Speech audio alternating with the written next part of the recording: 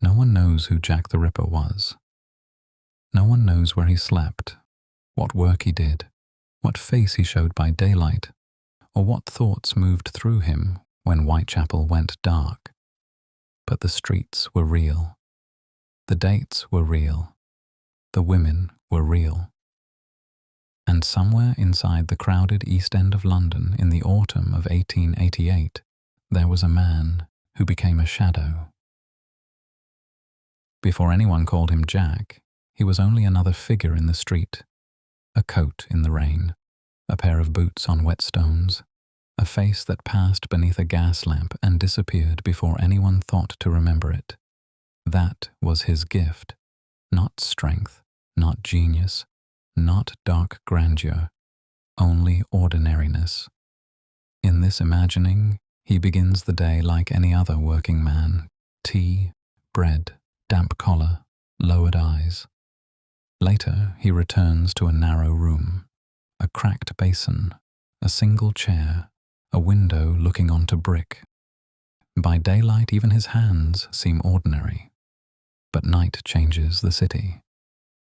Gaslight trembles on rainwater.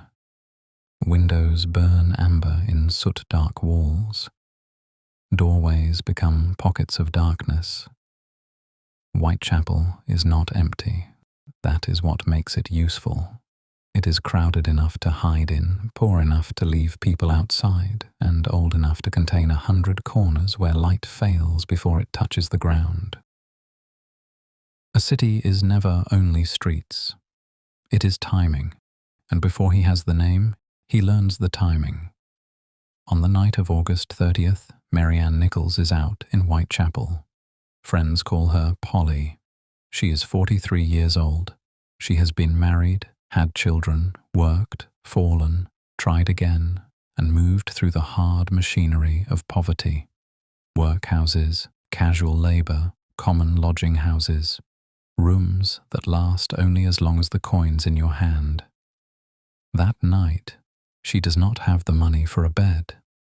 Somewhere after midnight, the streets take her in. So does Jack. He sees her as the gaslight finds her and loses her again, tired, cold, still alive enough to bargain with the night. We do not know what he says, only that a few ordinary words would have been enough. A man does not need to appear monstrous in Whitechapel. He only needs to appear possible. Bucks Row lies quieter than the streets around it. Rain has settled in the cracks between the stones. Behind the houses, London sleeps in layers. For a moment, the city makes a hollow place around them. Then Jack crosses the line. There is no cry loud enough to wake the street, no witness at the right window, no constable turning the corner soon enough, only a brief struggle in the dark, a body lowered where the gateway breaks the wall, breath vanishing into the cold air.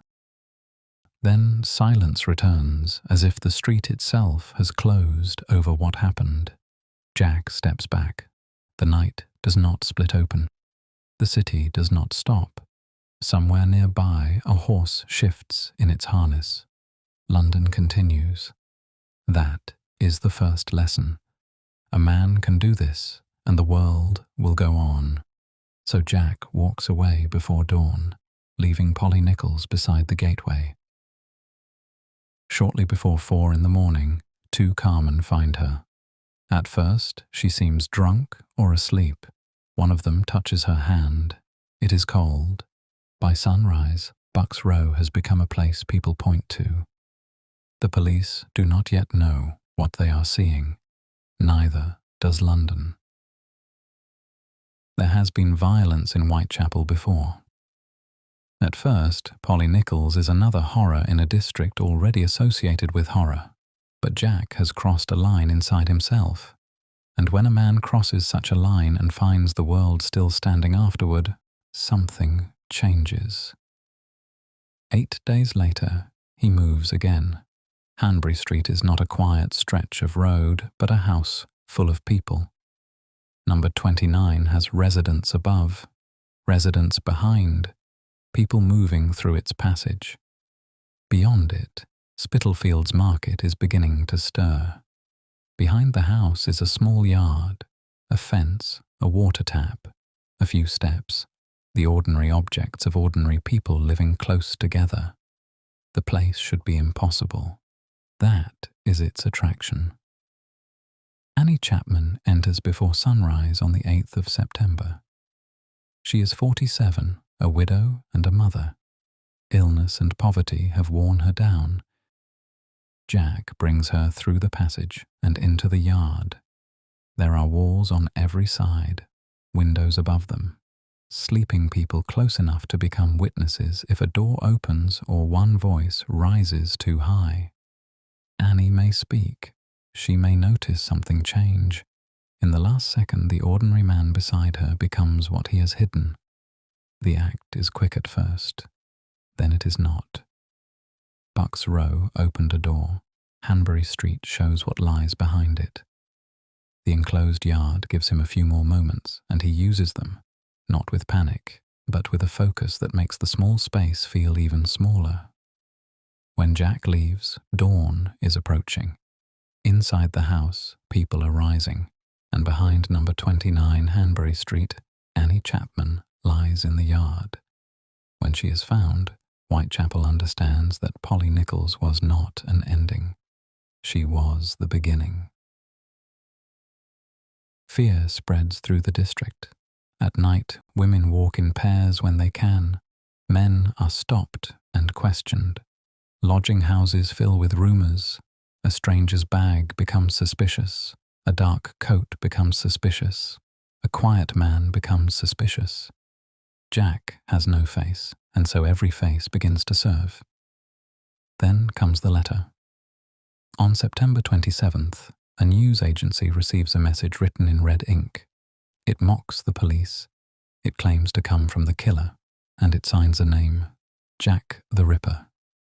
The letter is probably a hoax, but the name does what facts cannot. It gives the shadow a shape. The real killer folds the newspaper carefully and places it beside his plate. Outside, a newsboy shouts the name into the street. Jack. He stops for half a second too long.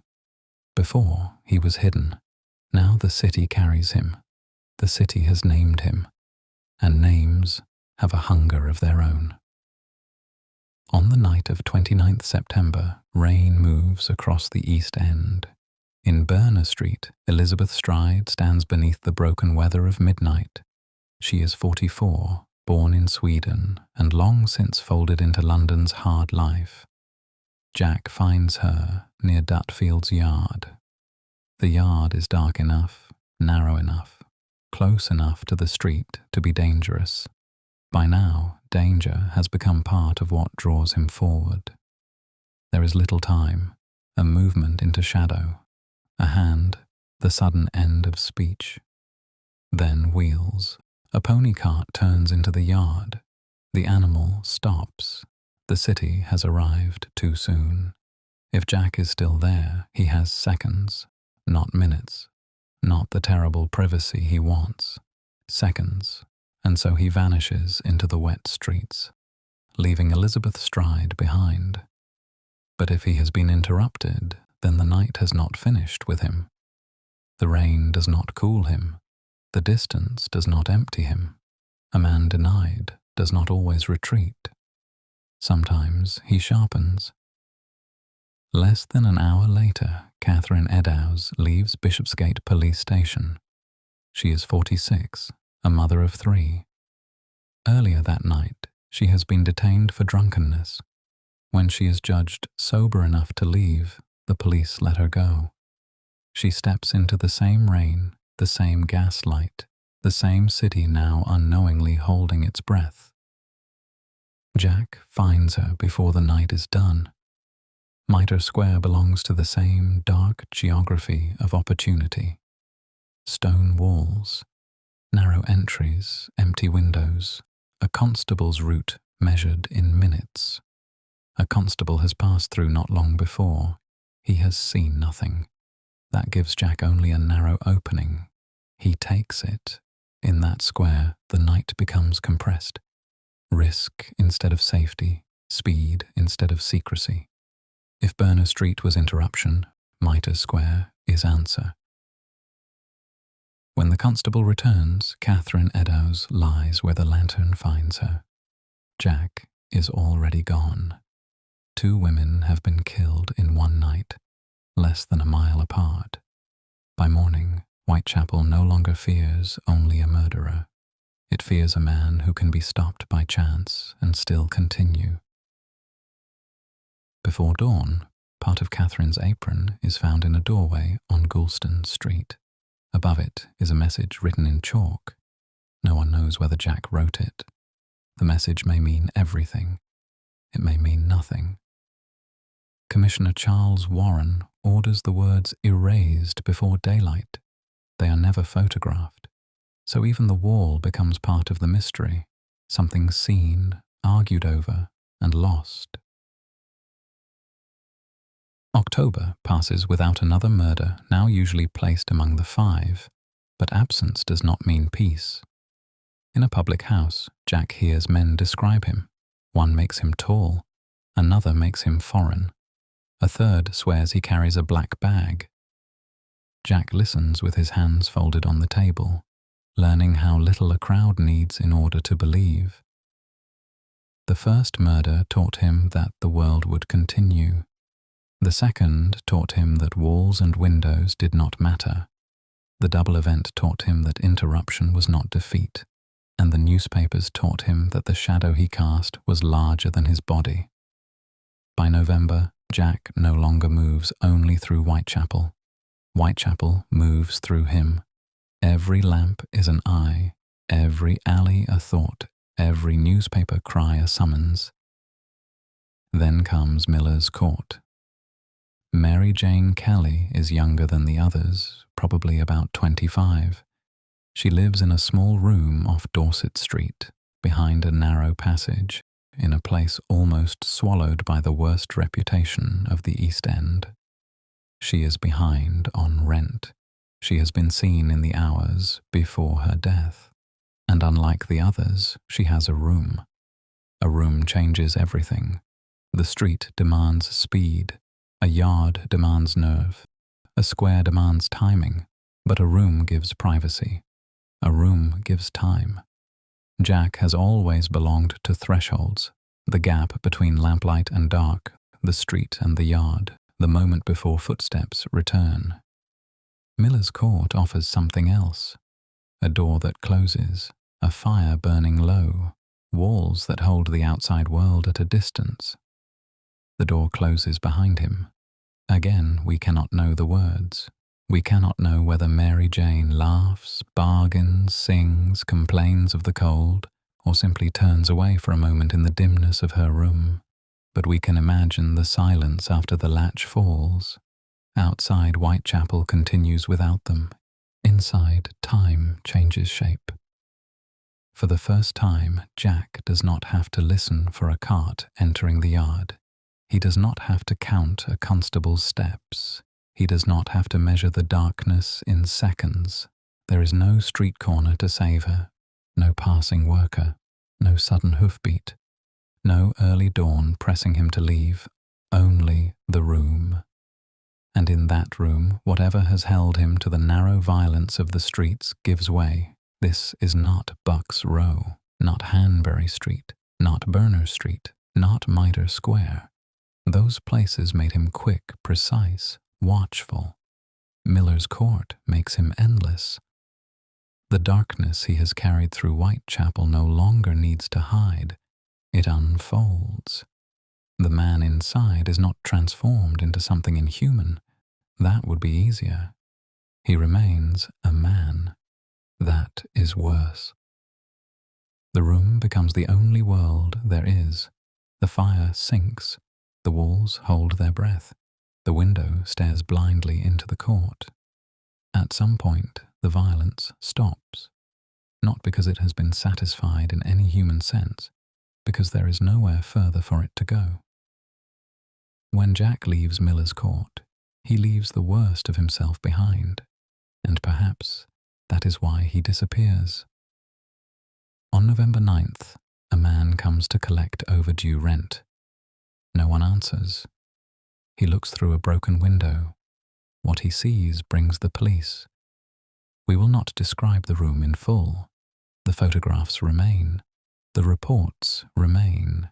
They do not need our embellishment. It is enough to say that after Mary Jane Kelly, the story cannot continue in the same form. Something has reached its limit. After Miller's Court, the series seems to stop. There are later murders in Whitechapel argued over by historians, police researchers, and obsessives. The killer is never caught. No trial, no confession that history accepts, no final face. The man disappears, not into legend at first, into ordinary life. That is the final cruelty of the story. History remembers the shadow more easily than the women he stepped over to become it. Mary Ann Nichols, Annie Chapman, Elizabeth Stride, Catherine Eddowes, Mary Jane Kelly. A man stepped out of the fog in August. By November, he had become a name. And more than a century later, Whitechapel is still listening for footsteps,